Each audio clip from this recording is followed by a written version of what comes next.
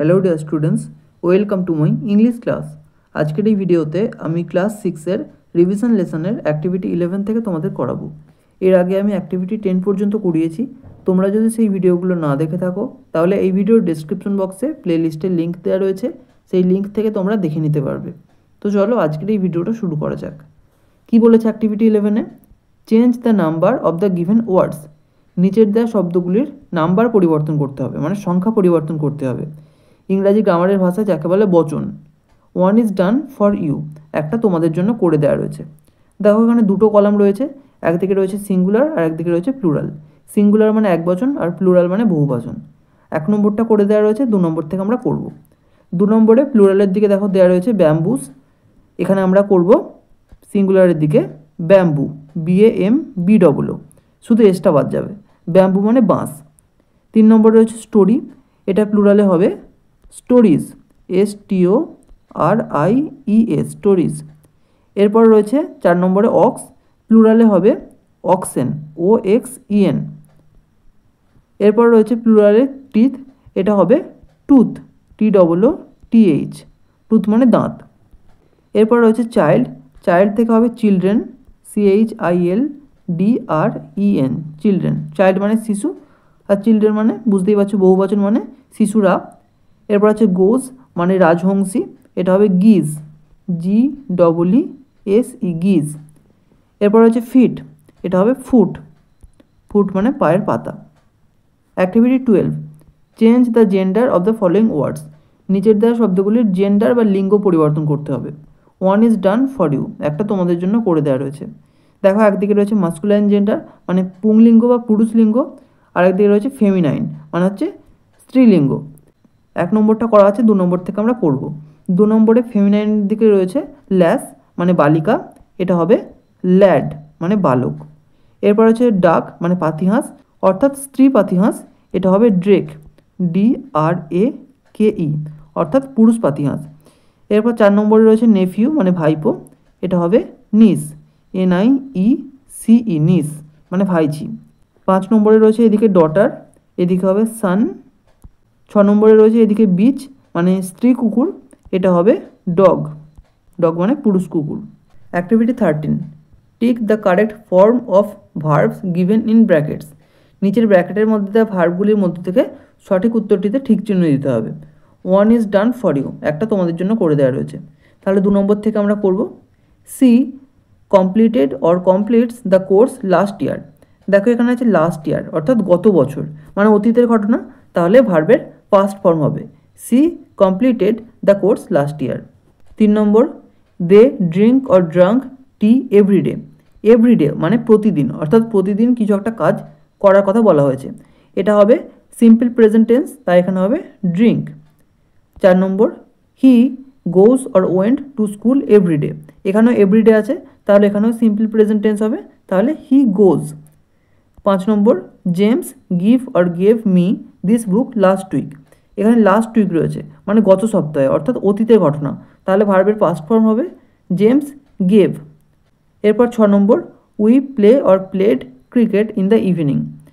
আমরা সন্ধেবেলা ক্রিকেট খেলি, অর্থাৎ একটা নিয়মিত ঘটনার কথা বলা হয়েছে, তাহলে এখানেও সিম্পল প্রেজেন্ট টেন্স হবে উই প্লে।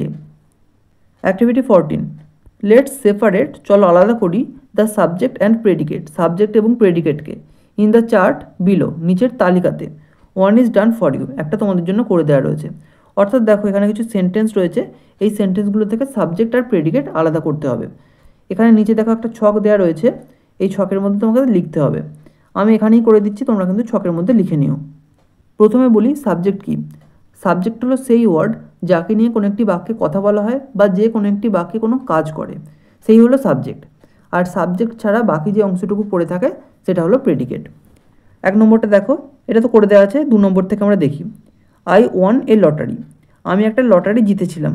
তাহলে কাকে নিয়ে কথা বলা হচ্ছে? আমাকে নিয়ে, তাহলে এখানে আই হলো সাবজেক্ট আর ওন এ লটারি এটা হলো প্রেডিকেট। 3 নম্বর, the tree is very big, গাছটা খুব বড়। কাকে নিয়ে কথা বলা হচ্ছে? দ্য ট্রি, গাছটাকে নিয়ে, তাহলে এটা হলো সাবজেক্ট আর ইজ ভেরি বিগ এটা হলো প্রেডিকেট। তোমরা কিন্তু ছকে লিখে নিও, আমি এখানেই করে দিচ্ছি। 4 number, Charles ran very fast, Charles খুব জোরে ছুটতো। চার্লসকে নিয়ে কথা বলা হচ্ছে, তাহলে চার্লস হলো সাবজেক্ট, আর র্যান ভেরি ফাস্ট এটা হলো predicate. 5 number, the moon is far away from আস, চাঁদ আমাদের থেকে অনেক দূরে আছে, তাহলে চাঁদকে নিয়ে কথা বলা হচ্ছে, তাহলে চাঁদ হলো এখানে সাবজেক্ট, আর is far away from us এটা হলো প্রেডিকেট। 6 নম্বর, লার্ন ইয়োর লেসন্স সিনসিয়ারলি, তোমার পাঠ মন দিয়ে শেখো, এটা কিন্তু ইম্পারেটিভ সেন্টেন্স, অর্থাৎ এখানে কিন্তু সাবজেক্ট থাকে না, এখানে সাবজেক্ট উজ্জ থাকে, তাই এই বাক্যে কোনো সাবজেক্ট নেই, এই পুরোটাই হলো কিন্তু predicate. 7 number, open the door, দরজাটা খোলো, এটাও একটা ইম্পারেটিভ সেন্টেন্স, এখানেও সাবজেক্ট উজ্জ রয়েছে, তাহলে এই পুরোটাই হলো কিন্তু predicate. Activity 15, read the following sentences, নিচের বাক্যগুলিকে পড়ো। দেয়ার আর সাম আন্ডারলাইন্ড ওয়ার্ডস, সেখানে কিছু নিচে দাগ দেওয়া শব্দ রয়েছে। দে আর, তারা হলো adverbs of time or adverbs of place or adverbs of manner.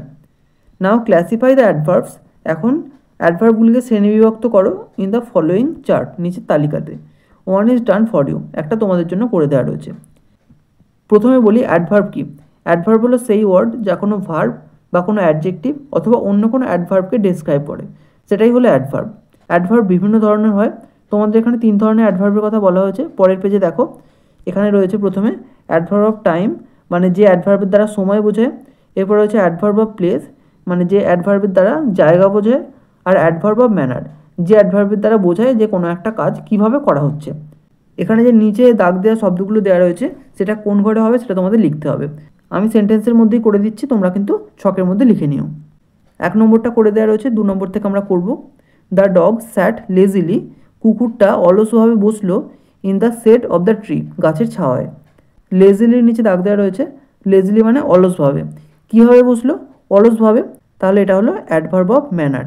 M লিখে দিলাম, তোমরা ম্যানারের ঘরে লিখে নিও।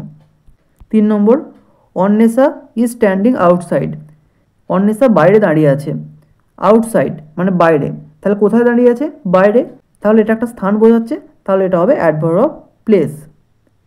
এরপর রয়েছে I often visit my grand parents.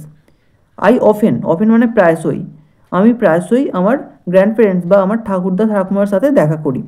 তাহলে কখন দেখা করি? প্রায়শই, তাহলে এটা টাইম বোঝাচ্ছে, তাহলে এটা হলো অ্যাডভার্ব অফ টাইম। এরপর রয়েছে I watch English films occasionally. Occasionally মানে মাঝে মাঝে, আমি মাঝে মাঝে ইংরেজি সিনেমা দেখি। তাহলে কখন দেখি? মাঝে মাঝে, এটাও সময় বোঝাচ্ছে, তাহলে এটাও হলো অ্যাডভার্ব অফ টাইম। এরপর রয়েছে the man shouted loudly. Loudly মানে উচ্চস্বরে, মানুষটা কেমনভাবে চেঁচাচ্ছে? উচ্চস্বরে, তাহলে কাজের ধরনটা বোঝাচ্ছে, তাহলে এটা হলো অ্যাডভার্ব অফ ম্যানার। এখানেই আজকে শেষ করছি, নেক্সট ভিডিওতে বাকি অ্যাক্টিভিটিগুলো নিয়ে আলোচনা করব। এই ভিডিওটা যদি ভালো লেগে থাকে তাহলে একটা লাইক করো, আর অবশ্যই চ্যানেলটিকে সাবস্ক্রাইব করে বেল আইকনটিকে অল করে রেখো, যাতে আমাদের আগামী সমস্ত ভিডিওর নোটিফিকেশানগুলো তোমরা পেতে পারো। Thank you.